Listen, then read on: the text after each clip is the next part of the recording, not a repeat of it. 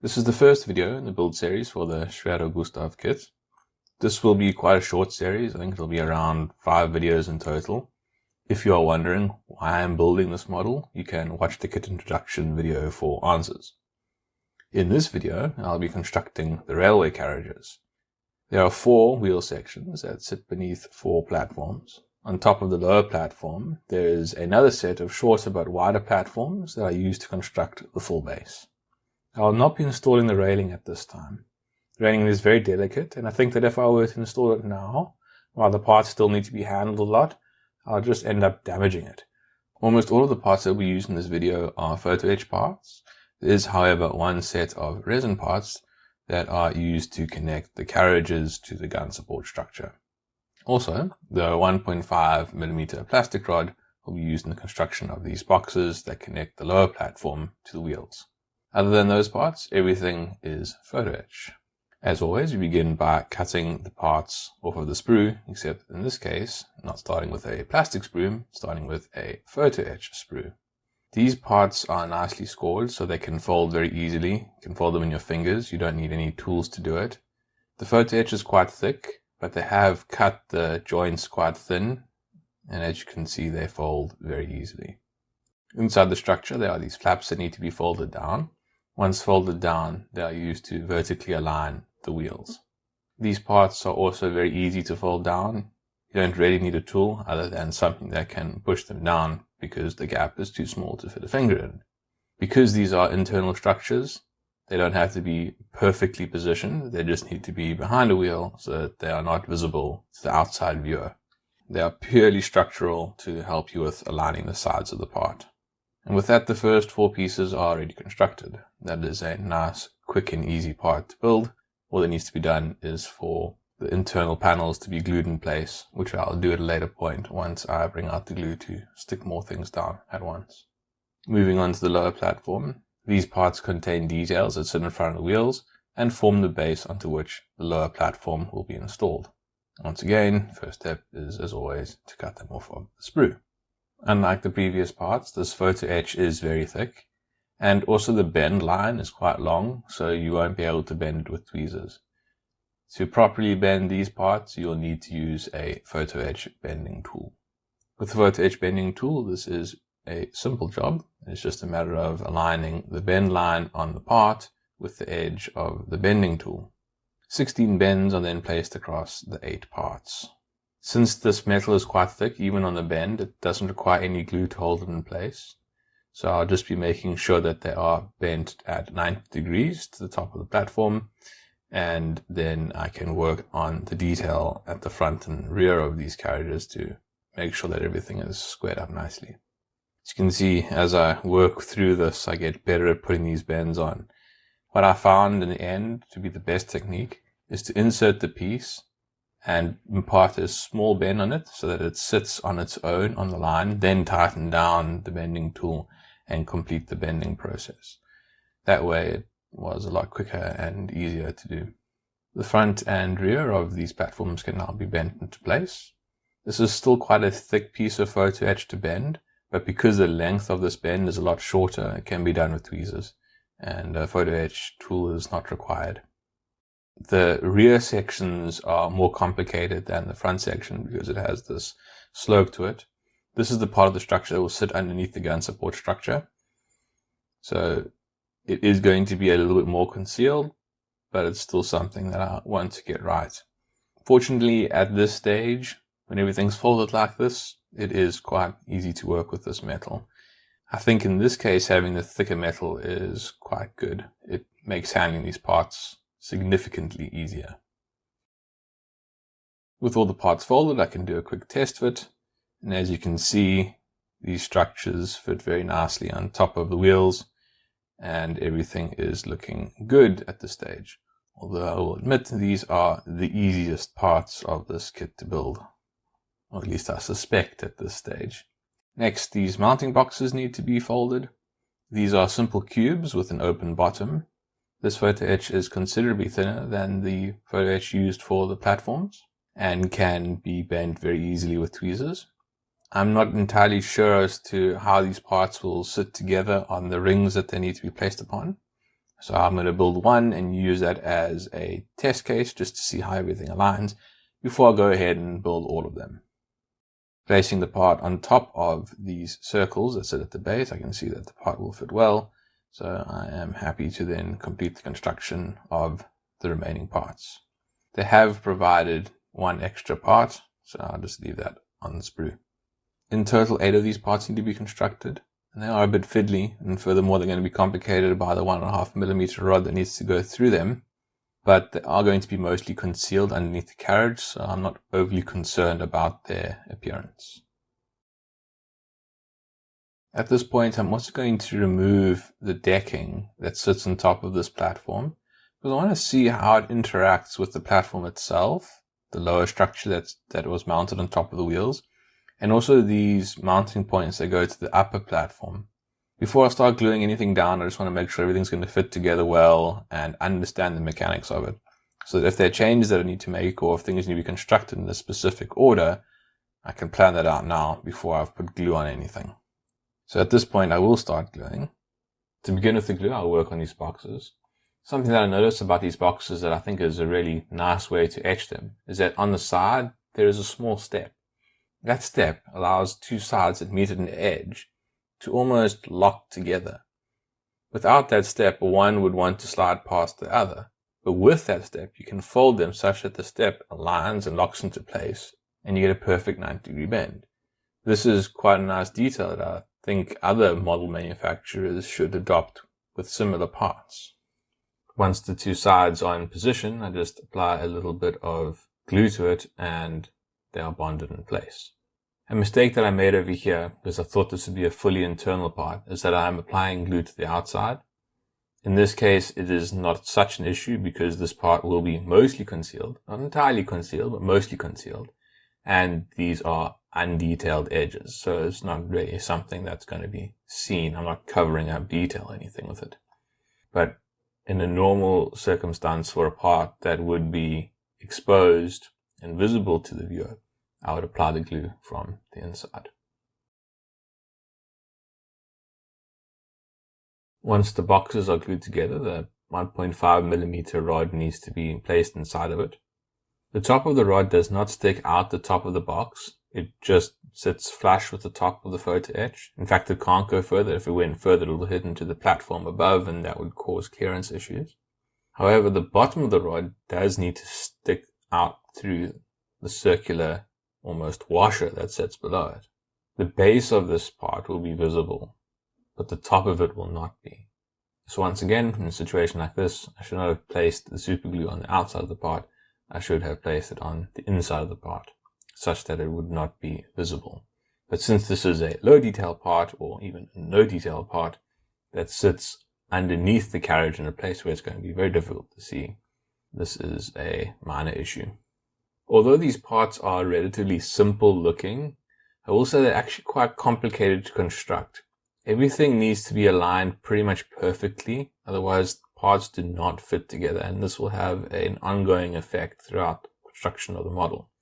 I don't like these parts. I think they were quite awkward to work with, and they were very difficult to get square. And in the end, I didn't get them perfectly square, so some manhandling had to be done to get everything properly aligned in the end. I'm not entirely sure that the rod is worth it. I understand what they were doing. They were thinking of providing a hinge for you to articulate the kit. But the reality is that this part of the model can't be articulated because the base, the wheel base that it sits on, isn't articulated. So it's pretty much pointless. Which means the only reason for having these rods is to align this part of the photo etch to the photo etch on the deck. But the problem is that if anything, it makes alignment more difficult because this rod actually just gets in the way. If I were to do this again, I'd try to do it without using the rod. And I also would not have cut these discs off of the sprue. If I had left them on the sprue, I'd have the sprue to hold the part in place. And then I'd have a much easier time of positioning the box on top of the discs. You can see that once removed from the sprue, it's very difficult to position the box on top of the disc without it moving. And if they were still on the sprue, I'd of course be able to hold the sprue, and that would make this process considerably easier. And then I just wouldn't bother to put the plastic rod through the disc and box. I would just once again by eye position them on the base structure and then go from there. I think I'd actually get a better result if I did it that way. But I didn't. I persevered with this and I used the rod and I got it into place, and I think I got a decent outcome, but probably not as good as it could have been without the rod. So on these parts, they did a good thing by putting the notch into that cube so that you can get nicely 90-degree edges, but then they overcomplicated it by including this plastic rod that really just adds complication but no real functionality. After a lot of fighting, the job is done, and I can now move on to a test fit for these 8 parts. And fortunately, they do fit into the holes rather easily. Some parts needed a little bit of an adjustment, but in the end, they all did fit into the holes. So it worked out, but it was unnecessarily difficult, I think. With these boxes in place, I can then do a test fit with this planking just to see how it interacts with the base of these blocks. I want to make sure that there is good clearance so that they don't sit at different levels or angles. Ideally, the disc will be able to sit snugly onto this base that you see in front of you and not sit on top of the planking, or vice versa. And it seems that everything is good and the clearances will be sufficient. While I have the glue out, I can complete these wheels. You can now see these panels that got folded down from the underneath. As you can see, they don't serve any other function other than to ensure that the wheels are vertical. As such, they do not need to be perfectly positioned. They just need to be positioned such that they can do their job and not be seen. So once folded into position, I apply extra thin super glue to the inside of the wheels to glue the panels in place. This process is repeated 4 times. Although the metal on these parts is considerably thicker than that on the wheels, and it does really hold its shape quite well, I'm still concerned that these panels at the end could be knocked and bent out of shape, so I will reinforce it a bit with super glue just to ensure that they don't move and that it holds its shape well. Also, the super glue here can be used as a bit of a filling medium to help conceal the gaps. These are all the metal parts that will be used in the construction of this kit, so I can now prepare them for painting prior to assembly. The specific reason why I'm painting these parts now instead of painting everything at the end is because of the planking. The planking will be painted in brown, the rest of the kit will be painted in grey. This is the only part of the kit, apart from the gun barrel itself, that has a different color, and as such these parts need to be painted before assembly, otherwise I'm going to have difficulty trying to place the brown planking onto the grey kit and painting them later. So before assembly they need to be painted, and before painting, because these are metal parts, I need to prime them with metal primer to help the paint adhere. This is Tamiya metal primer that I'm airbrushing onto the parts. Once the primer has dried, I'll spray the parts in German grey. This is roughly a 50-50 mix of Tamiya XF63 and Tamiya X20A acrylic thinner. After spraying on a few coats and making sure that I have hit the parts from all angles, I remove them and flip them over to paint the underneath. Also paint underneath because I don't want a person to be able to view any exposed metal if they view it from an unexpected angle. It is a relatively simple thing to do, so I might as well do it and ensure that it is a properly painted part. Perhaps it is unnecessary, but I do find that if you don't spray it from all sides, including underneath, you have the chance of having some exposed metal visible, and that is not really something that you would want, especially considering how easy it is to just flip over and spray the underside when you have your paint out and you are ready to do it anyway. Once the grey paint has dried, I can then move on to painting the brown. I'm using XF64. This is a brownish red color. In this video clip, you can see that I'm also painting the railway tracks, but in this video, I'm not going to cover the construction of the railway tracks. That's going to be something that's going to come much later. I'll just spray them now because there's no real construction on the track itself that needs to be done, and they will also be painted in brown. The important thing that I am painting at this point are the plankings that will go on top of the railway carriage. Because I had previously painted these parts in that very dark grey, what I'm doing at this point is I'm only going to spray these planks from one angle, such that there is a small shadow in between the grooves of the plank where that grey will lie. And this will help create a better effect to differentiate the planks from each other. If I wanted it a completely homogeneous color, I could then just spray it from all angles, and those shadows would be removed and it would look like a solid brown piece of wood. And that is, of course, not the effect that I want. You want to be able to see the individual planks and have them stand out reasonably well. You could, of course, also spray everything in brown and then come back with panel line to add the detail back in. Either way works, but because I had already spray painted everything in a dark grey, I thought, well, I might as well use that paint to create the effect anyway. Once the painting is complete and the paint has dried, assembly can begin. These parts do fit together quite nicely. They have grooves and notches that align to each other and almost have them clip into place. Once in the correct position, and paying careful attention to how the gear on the outside of the wheel aligns with the wheel itself, I then apply extra thin super glue to the top of the notches to bond the part into place.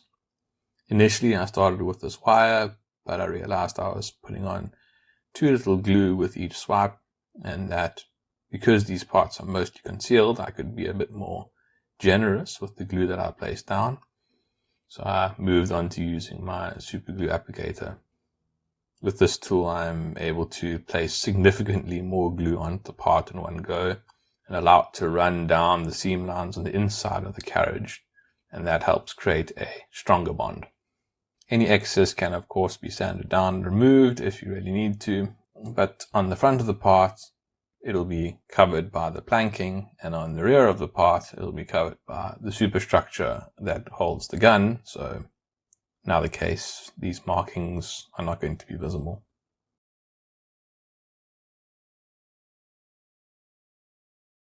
With the base of the carriages glued into place, I can now prepare this planking and some of the details that run down the side. There are steps that need to be folded out. Gaps between the steps themselves is quite small. It's a bit awkward to bend them out, so you have to be careful with a knife and tweezers to get them into the right position, but it is possible. Metal here is very thin, so it's quite difficult to snap these parts off. And I found that the actual carriage base that these steps and the planking sits on top of is just slightly too wide for these parts. If it was a fraction of a millimeter thinner, these parts would fit together a lot better. You would have to do less bending and put less strain on the joints. That would have made construction just marginally better. You'll see that in a bit. In the end, I found the best way to fold out these steps is to hold them down flat on the table and then use a knife to lift up the steps individually. Once the steps are folded out, the entire step structure can be folded down, the railing can be folded up, and they can be placed on top of the carriage.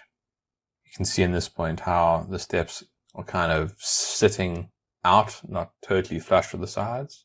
And that's, as I said, because the platform is just a little bit too wide for the gap between the steps. But this metal is thin, so you can bend them into shape. Once the planking and stairs are correctly aligned with the carriage, then apply extra thin super glue to bond it in place. At this point, you can see these boxes are still unpainted. I was still under the mistaken impression that they'd be completely concealed. This is something that I'm going to find out shortly is not the case. So I'll have to paint them, but at this point I am doing a test fit just to make sure that these parts do fit together reasonably. And as you can see, all the parts made it into their holes successfully, so I can proceed with the construction. For the upper platform on these railway carriages, there is a structure that sits underneath it that needs to be built. This structure aligns the upper platform with the boxes that sit on top of the lower platform. Once again, there are some internal parts that I use to help vertically align the sides of these structures. They simply need to be folded up into a reasonably good position, and then the sides can be folded up to meet them to ensure that all the parts are vertical. To test the fit, I then place the part on top of the boxes. Further braces are then installed. These braces help align this internal structure to the inside of the upper platform. This process is completed another 3 times to construct the 4 parts. The upper platforms are now ready to be constructed. This part is made out of a quite thin metal, and as such does not require a photo etch folding tool to bend. These steps are particularly tricky. They are once again very thin and very delicate material, and that makes them very easy to snap off. The internal structure for these platforms can now be glued together. The structure will be hidden from the viewer, so perfection is not required. I place extra thin super glue on the joints to bond them into position. Once the glue is dried, I do a test fit with the upper portion just to make sure that everything will fit in place, and I discover that the fit is not perfect. The fit is good enough. There is a little bit of interference between the flaps that fold down to enclose the tops of the boxes, but it is good enough such that they can be used to position the platform on top of the lower platform. With the knowledge that the fit will work, I then can complete the assembly of the upper platform. So I fold the steps into position and place the internal structure inside the platform and glue everything together with extra thin super glue. Again, there are notches that help align the internal structure to the external structure of this platform.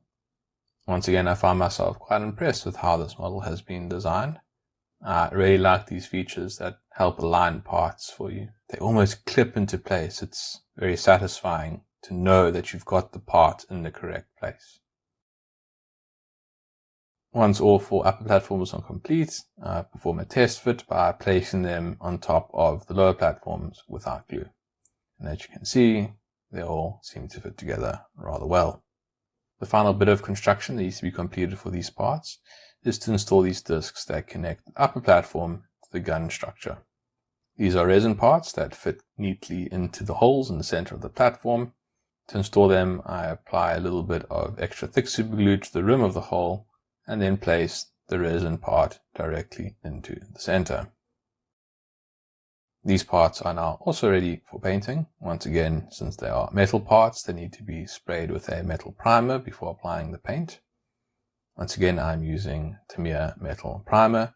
Metal primer can be sprayed on top of plastic or resin parts. It will not harm them. Once the primer has dried, it can then be sprayed in German grey. These parts are being sprayed at this point because of that brown on the planking on the lower deck. If it wasn't for that, I would not paint these parts at this time.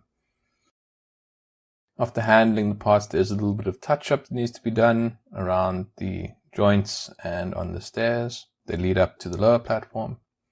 I will correct this by using a fine brush. And then after that, having given the paint sufficient time to dry, I will then spray the underneath of these parts. Once all the paint has dried, final assembly can begin. This is a fairly simple process. I place the blocks onto the lower platform and I place the upper platform on top of the blocks just to make sure that everything is properly aligned and sitting flushly and squarely.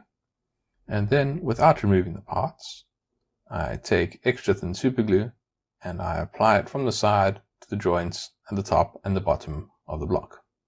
Once sufficient glue is applied, the top and bottom of the platforms are firmly glued together and the construction of the railway carriages is complete. And with that, we come to the end of the video. In the next video, I'll start the construction of the gun support structure. These are the largest and possibly the most complicated parts of the build, so I hope you will join me for that. Thanks for watching. Cheers.